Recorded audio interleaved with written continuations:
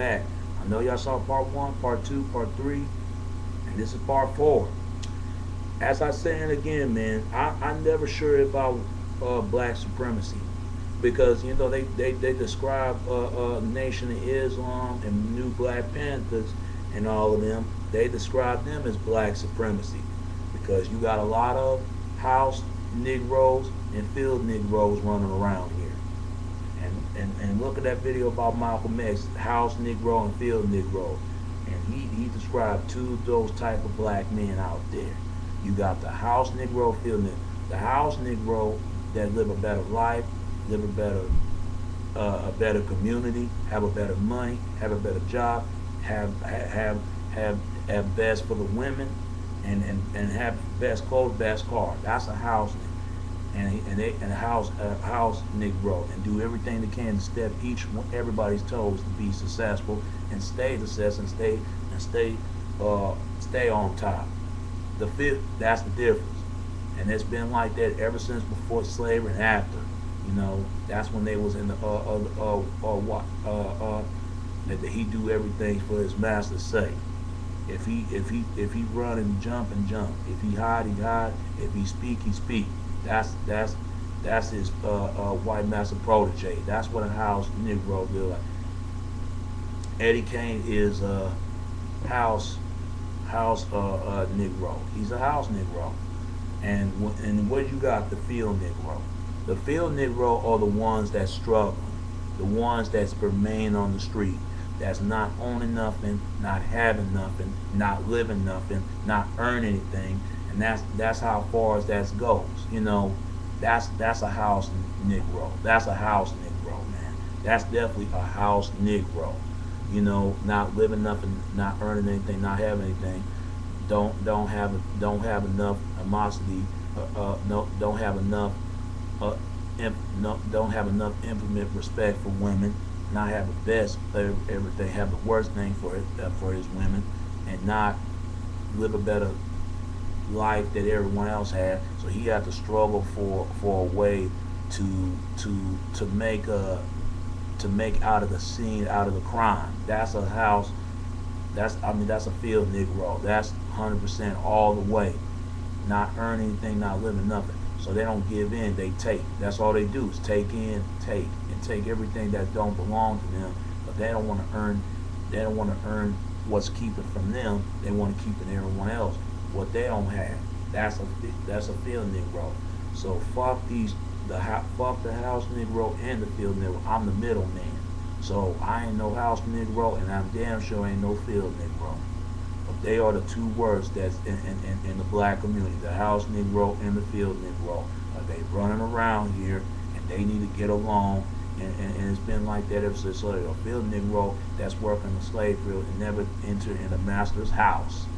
But a house Negro been in the master's house, eating his food, get with his women, and treat it as equal. That's the house Negro. But the field Negro, all the ones complaining that give me this, give me that, not earning anything. Like, man, you know, he think he all this, he think he all that, man. And I wish I had a better car than he does. I wish I had a better woman. I wish I had a woman he got. I wish I have everything that I had, because they don't got anything, because they making money the wrong way. They do things the wrong way. The field Negro, the house Negro make it the right way. The field Negro make it the wrong way, and that's why they still struggle to this day. And that's why the house Negro, field Negro, they don't get along. They just don't. That's how far as that goes. Just like you got the nanny and the whoremonger. Yeah, everybody knows those terms. Is nanny is what's being portrayed as the black woman taking care of white folks, wealthy white slave masters' kids. That's what it's about. That's how it was. They look at Oprah Winfrey as a nanny, meaning that she got her way up there sleeping with white men.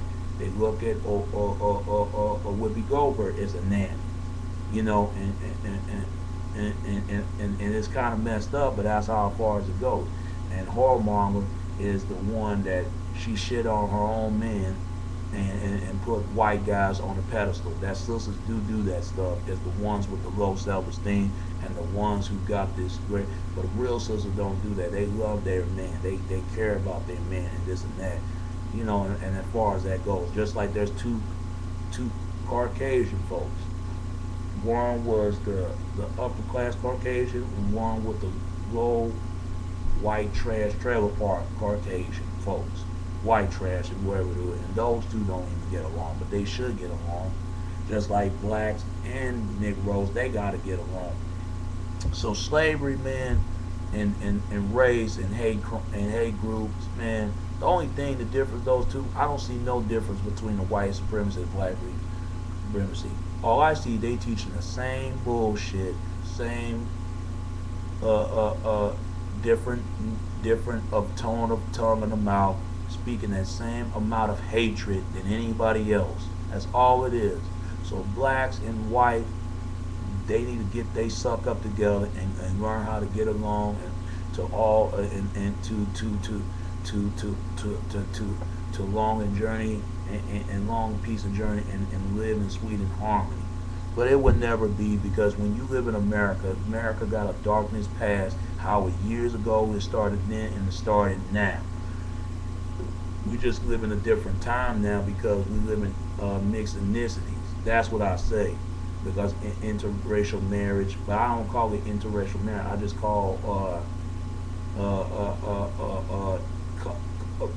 a color of love of ethnic group of as a people as a whole, to how we should learn to each other, get along one another, and that's good. You know, that's what Martin Luther King would have wanted it. That's what Malcolm X would have wanted. That's what Michael Jackson would have wanted. That's what JFK wanted it. That's what everybody wanted it. Preferably, you got men and women out there who being ignorant, white or black or non-white or non-black. Like ever since that incident about Cat Williams, they call him anti-Mexican, meaning he hate Mexicans. I don't think that's true. It's just take it out of content. What he really trying to say, America is for everybody, including blacks, including Latinos. And I wish that they would have black and brown unity, because that's what it need to be. They part of us, we part of them.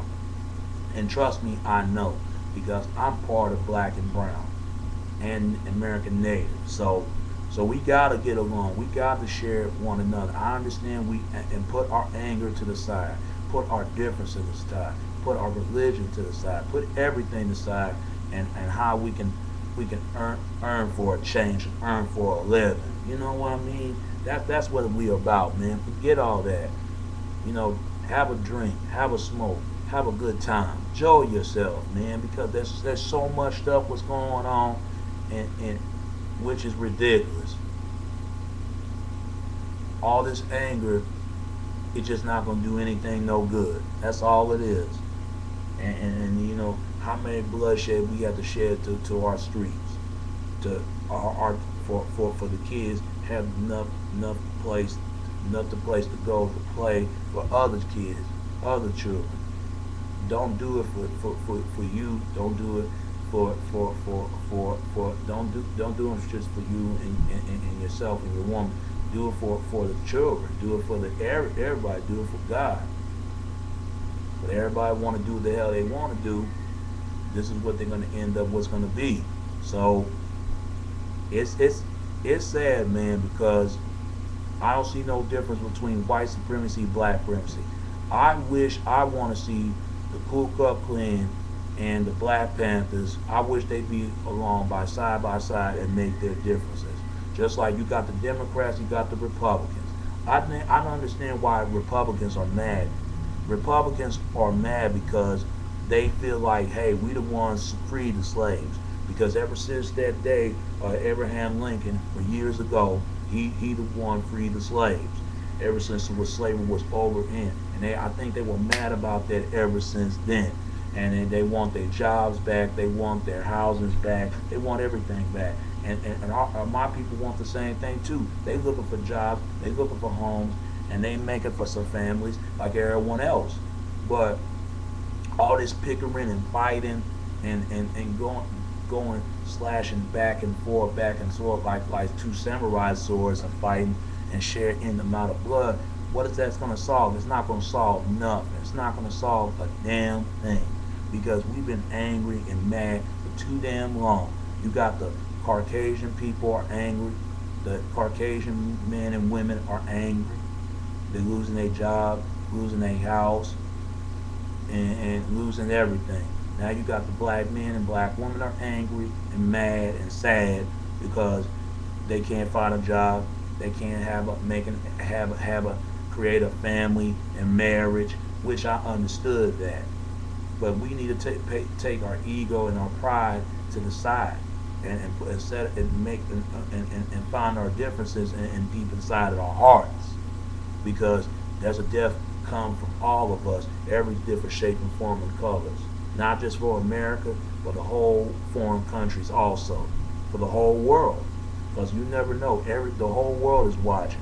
Everybody's watching, man. You know, fuck that shit. You know, this whole stuff, and I can understand where Ku Klux Klan coming from, but they are ignorant, they're arrogant in their ways, and they got wicked, evil ways. And I understand where Black Panthers coming from and Nation Islam, but they evil and they wicked ways also.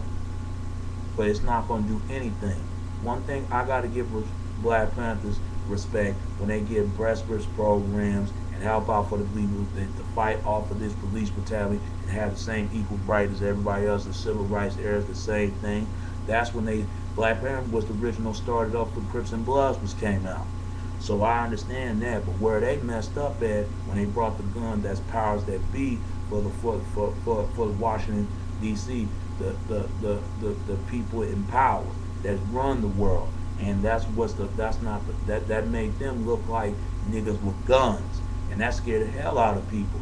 Even it scared out Jerry Lee Hoover.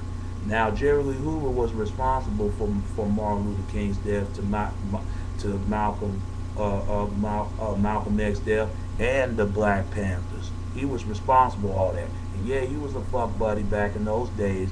And now Clint Eastwood made a movie out of him, which I'm not surprised. But then again, you know, you gotta people can't hold that grudge forever. What Jerry Lee Hoover, you gotta forgive. You know, it's like God said, even though you might hate your enemy, but love your enemy at the same time. They a lot of times they don't know the better, but they should know better. And put our differences and everybody each to the side. So we can make a better world, better place, and better to live. I know y'all saw part 1, part 2, part 3, part 4, but this is last part 5. Stay right on in because we got way more. We got one more to go, and we're gonna wrap up the show. All right? Stay right on to it.